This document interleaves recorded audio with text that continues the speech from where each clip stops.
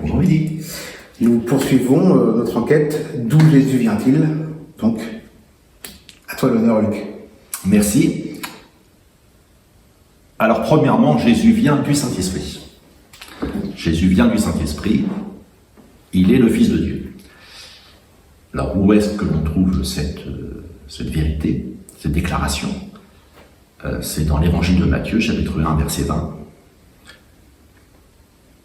Comme Joseph pensait à rompre avec Marie, sa fiancée, voici un ange du Seigneur lui apparut en songe et dit: Joseph, fils de David, ne crains pas de prendre avec toi Marie, ta femme, car l'enfant qu'elle a conçu vient du Saint-Esprit.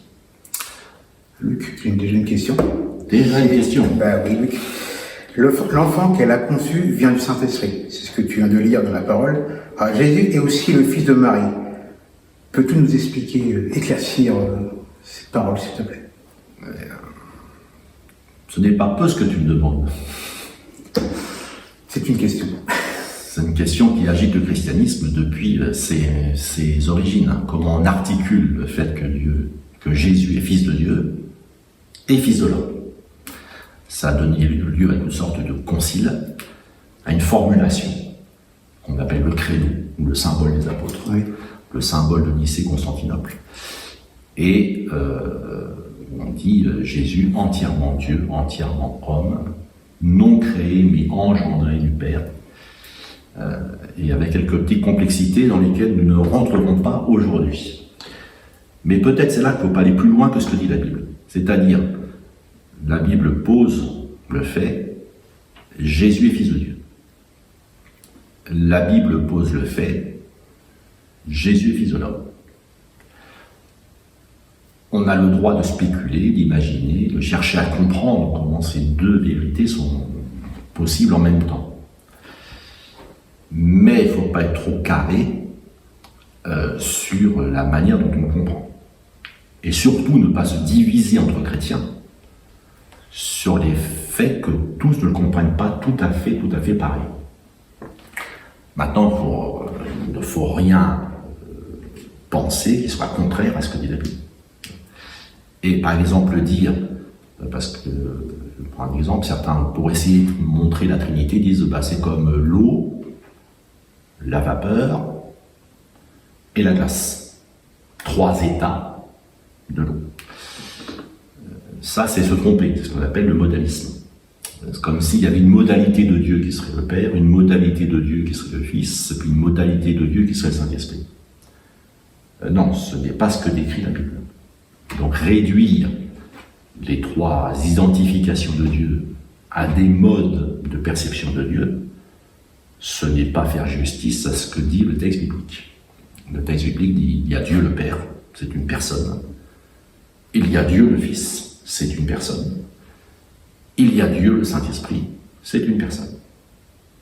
Mais il y a un seul Dieu. Mais qui existe en 3 personnes. La Trinité. Ce que la théologie a voulu mettre dans un mot, la Trinité, la triunité. Mais il faut reconnaître que ce mot n'est pas dans la Bible. Non. Et certaines personnes sont heurtées par ce mot. Personnellement, je préfère dire Dieu le Père, le Fils et le Saint-Esprit, que de dire Trinité. Justement pour ne pas imposer un mot qui n'est pas dans la Bible. Exactement. Mais quand on prend ce mot-là, on ne fait pas non plus une erreur, puisque ça s'est imposé au fil du temps dans l'histoire, que la façon de le dire, de façon la plus concise, c'est la Trinité. Quand on dit la Trinité, tout le monde comprend de quoi on parle. Même s'il n'est pas capable de l'expliquer. Mais Dieu le Saint-Esprit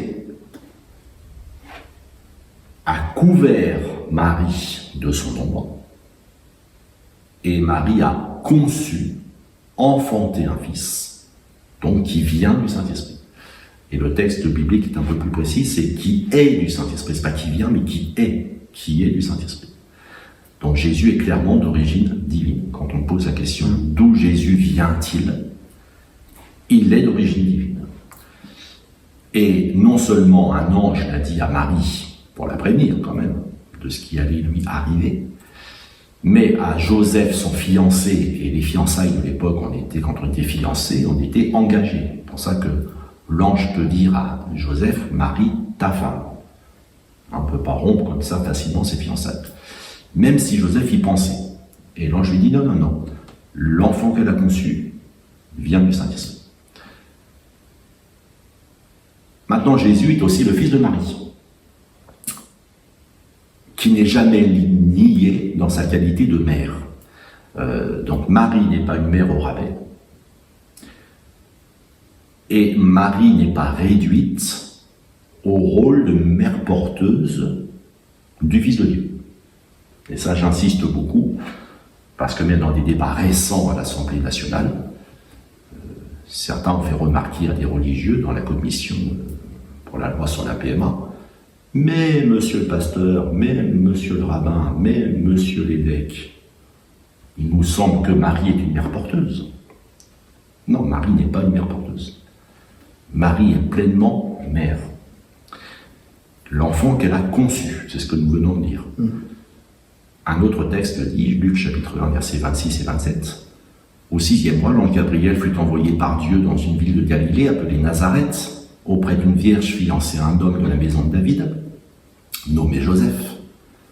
Le nom de la vierge était Marie. Et l'ange lui dit, le Saint-Esprit viendra sur toi, et la puissance du Très-Haut te couvrira de son ombre. C'est pourquoi le Saint-Enfant qui naîtra de toi sera appelé Fils de Dieu. Remarquez bien que l'ange lui dit, le Saint-Enfant qui naîtra de toi. Elle ne va pas seulement porter l'enfant de Dieu, comme certains disent, c'est son enfant, l'enfant qui naîtra de toi. Donc à la fois il est fils de Dieu, mais il est aussi fils de Marie, pleinement fils de Marie. Je vais un peu plus loin, Luc chapitre 2, verset 21. Le 8e jour auquel l'enfant devait être circoncis, étant arrivé, on lui donna le nom de Jésus, nom qu'avait indiqué l'ange avant qu'il soit conçu dans le sein de sa mère. Alors, Luc, oui. Pardonne-moi de te couper. Pourquoi l'enfant devait être circoncis? Eh bien parce qu'il est juif. Et la circoncision est une prescription que Dieu a d'abord donnée à Abraham, le patriarche, l'ancêtre du peuple juif, le fondateur du peuple juif. Et la marque distinctive, c'est la circoncision. D'accord. Un peu plus de 400 ans plus tard, la loi de Moïse va inscrire la circoncision comme une obligation le 8e jour après que l'enfant est né. C'est comme un signe dans la chair. C'est un signe dans la chair, un signe d'appartenance, c'est un signe qu'on ne peut pas cacher. Et les parents de Jésus, Joseph et Marie, ont obéi à cette loi. C'est pour ça qu'ils montent au temple le 8e jour pour que l'enfant soit circoncis. Et on lui donne à ce moment-là son nom, aujourd'hui on dit nom de baptême, à l'époque c'est nom de circoncision. Jésus, qui veut dire sauveur. Nom qu'avait indiqué l'ange avant qu'il soit conçu dans le sein de sa mère. Vous voyez, on réinsiste, conçu dans le sein de sa mère. Et une parole va être adressée à sa mère, toujours dans Luc chapitre 2, versets 33 à 35. Son père et sa mère étaient dans l'admiration des choses qu'on disait de lui. Vous voyez que son père et sa mère. Joseph est pleinement père, Marie est pleinement mère. Son père et sa mère étaient dans l'admiration des choses qu'on disait de lui. Siméon les bénit et dit à Marie, sa mère. Donc le texte évangélique insiste encore, dit à Marie, sa mère. Voici cet enfant est destiné à amener la chute et le relèvement de plusieurs en Israël et à devenir un signe qui provoquera la contradiction. Et à toi-même, une épée te transpercera l'âme afin que les pensées de beaucoup de cœurs soient dévoilées. Alors Luc, j'ai une question qui me vient, c'est quel est le sens des paroles que Siméon dit à Marie? Alors à la fois lui dit des paroles qui ont une portée publique, et à la fois il lui dit des paroles qui ont une portée privée. Donc en tant que celle qui a engendré le Fils de Dieu, Siméon lui donne une parole de portée publique. C'est-à-dire que cet enfant a un destin particulier Et ce que Jésus va faire, ce que Jésus va dire, va provoquer une division, premièrement en Israël, amener la chute et le relèvement de plusieurs en Israël, mais dans toute l'humanité, afin que les pensées de beaucoup de cœurs soient dévoilées. Ça, c'est le côté public. Il y a une fracture qui s'est faite en Israël, ceux qui ont accepté que Jésus est le Messie, et ceux qui ont refusé que Jésus est le Messie. Mais dans la parole de Siméon, il y a aussi une parole de portée privée. Toi, Marie, en tant que mère, tu vas souffrir. Une épée te transpercera l'âme. Et en effet, 33 ans plus tard, Jésus va être crucifié. Alors bien sûr, ses apôtres, ses disciples, tous ceux qui avaient cru en lui vont souffrir. Sûr. Mais celle qui va quand même souffrir d'une façon plus particulière, c'est Marie, parce que c'est sa mère. Une épée te transpercera l'âme. Là, on peut se poser la question, est-ce que c'était utile d'avertir Marie 33 ans plus tôt? Et qu'elle anticipe en pensée ce qui lui arriverait 33 ans plus tard? Oui, parce que Dieu parfois nous avertit de choses difficiles pour qu'on ne s'effondre pas quand elles se produisent.